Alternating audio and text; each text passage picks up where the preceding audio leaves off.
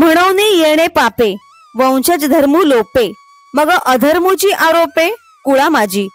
म्हणून या पापाने वंश परंपरागत आलेल्या कुलधर्माचा लोप होतो आणि मग कुळामध्ये अधर्मच वाढत जातो.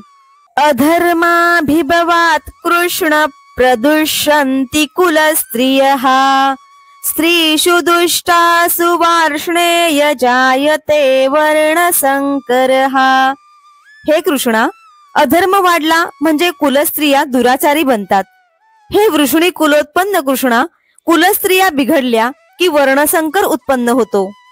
तेथ सारासार विचारावे, कवणे काय आचरावे, आणि विधी निषेध आघवे पारुषती. तेथे सारासार विचार नाहीसा होतो.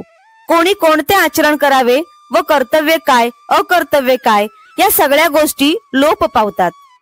असता दीपू दवडीजे, मग अंधकारी राहाटीजे, तरी उजूची का अडखळीजे जयापरी. आपल्या जवळ असलेला दिवा विझवून अंधारात चालू लागलो तर चांगल्या जागीही माणूस अडखळतो. तैसा कुळी कुळक्षय होय, तये वेळी तो आद्य धर्मू जाय, मग आन काही आहे पापा वाचुनी. ज्यावेळी कुलक्षय होतो त्यावेळी कुळात परंपरागत चालत असलेल्या धर्माचा लोप होतो.